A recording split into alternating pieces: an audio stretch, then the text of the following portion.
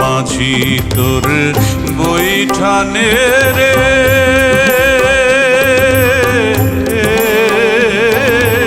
আমি আর বাইতে পারলাম না। মন মাঝি তোর বৈঠানে রে, আমি আর বাইতে পারলাম না। মন মাঝি তোর বৈঠানে রে, আমি আর বাইতে পারলাম না। এটি গানের গল্প কথা।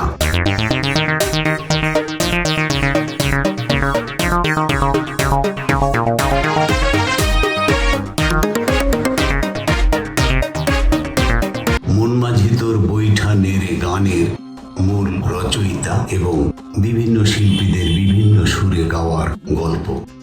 এই গানটি মূলত দেহতত্ত্বের এক গভীর দর্শন। এখানে মন হলো মাঝি আর দেহ হলো নৌকা। মাঝি যখন ক্লান্ত হয়ে বৈঠা ছেড়ে দেয়, তার মানে সে জাগতিক মায়া ত্যাগ করে পরমাত্মার কাছে আত্মসমর্পণ করছে। ভব নদীর কূলে এসে যখন কোনো মাঝি কুল পায় না, তখনই সৃষ্টি হয় এই হাহাকার। মন মাঝি তোর বৈঠানে রে, আমি আর বাইতে পারলাম না। এই গানটি সেই সব মাঝিদের জন্য যারা কুল হারিয়েও সুরের মাঝে বেঁচে থাকে। মন মাঝি তোর বৈঠানে রে জীবনের এক আধ্যাত্মিক যাত্রা। গীতিকার ও সুরকার, গানের সাধারণ পরিচিতি ও তথ্যসূত্র। গানটির রচয়িতা হিসেবে সবচেয়ে বেশি স্বীকৃত নাম রশিদ উদ্দিন, বিখ্যাত লোককবি ও মালেকা বানু খ্যাত। তবে অনেকে একে সংগৃহীত বা প্রাচীন লোকগীতি হিসেবেও গণ্য করেন। সুর ও ধরন, এটি একটি জনপ্রিয় ভাটিয়ালি গান যা মূলত নদীর মাঝিদের গান হলেও এর গভীরে রয়েছে দেহতত্ত্বের দর্শন।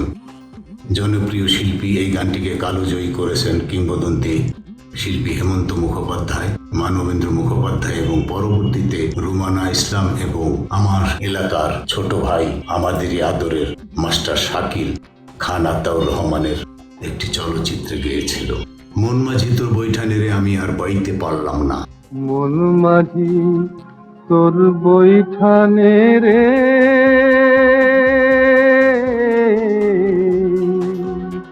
গানের স্থায়ী ও অন্তরাভিত্তিক বিশ্লেষণ। এখানে মানুষের দেহকে একটি নৌকার সাথে তুলনা করা হয়েছে। মন হলো সেই নৌকার মাঝি, আর সারা জীবন তার ইচ্ছা শক্তি বা মন দিয়ে জীবন সংসারের ভার বয়ে বেড়ায়। কিন্তু জীবনের এক পর্যায়ে এসে যখন পার্থক্য বা ক্লান্তি গ্রাস করে, তখন সে স্বীকার করে যে নিজের শক্তিতে আর এই জীবন তরণী চালানো সম্ভব নয়। এটি মূলত স্রষ্টার কাছে নিঃশর্ত আত্মসমর্পণের আকুতি। মন মাঝি তোর বৈঠানে রে,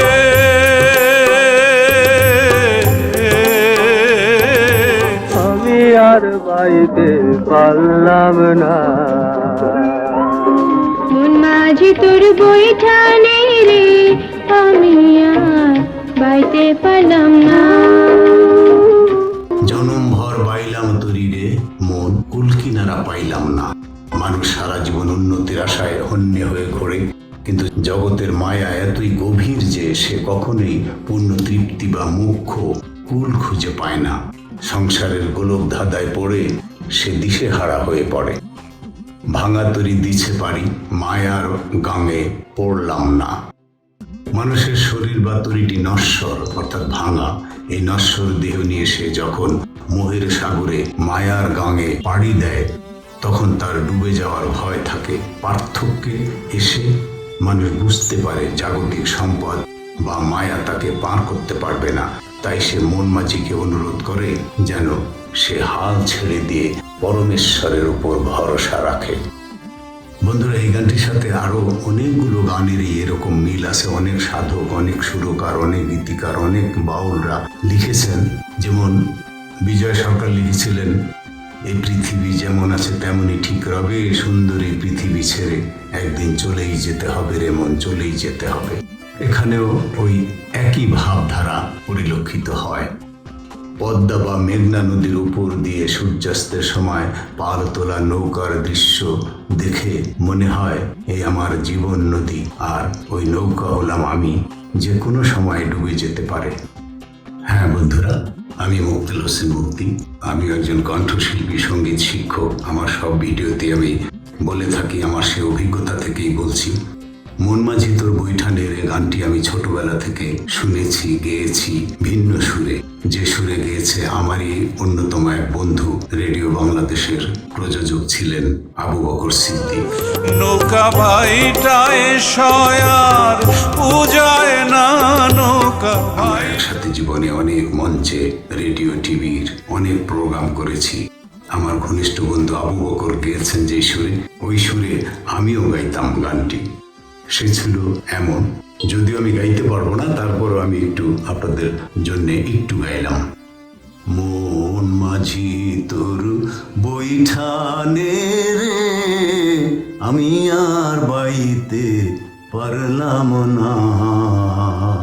এই মন, এই যে ধাক্কা দিয়ে মনটাকে করা, বহিঃপ্রকাশ ঘটানো, এটাই ছিল গানের আসল সুর।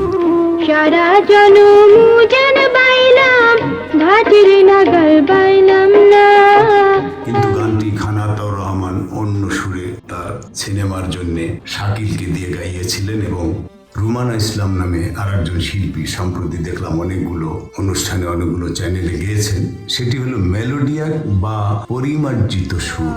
সারা জনম বাইলাম বৈঠা রে, মানবেন্দ্রের কণ্ঠের সেই বিশেষ কারুকাজ গানটিকে এক অনন্য বিষণ্ণতা এবং আধ্যাত্মিক আবহ প্রদান করেছে এবং আধ্যাত্মিক আবহ প্রদান করেছে।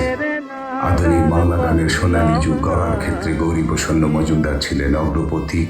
মানবেন্দ্র, নচিকেতা, গৌরীপ্রসন্ন, এই ত্রয়ীর বহু সফল সৃষ্টির মধ্যে ওরে মন মাঝি তোর বৈঠা নেড়ে অন্যতম সেরা গান হিসেবে গণ্য হয়। বন্ধুরা, সংক্ষেপে এই ছিল মন মাঝি তোর বৈঠা নেড়ে গানটির ইতিকথা, সারমর্ম বা ভাবার্থ অথবা গানের অজানা তথ্য। ধন্যবাদ।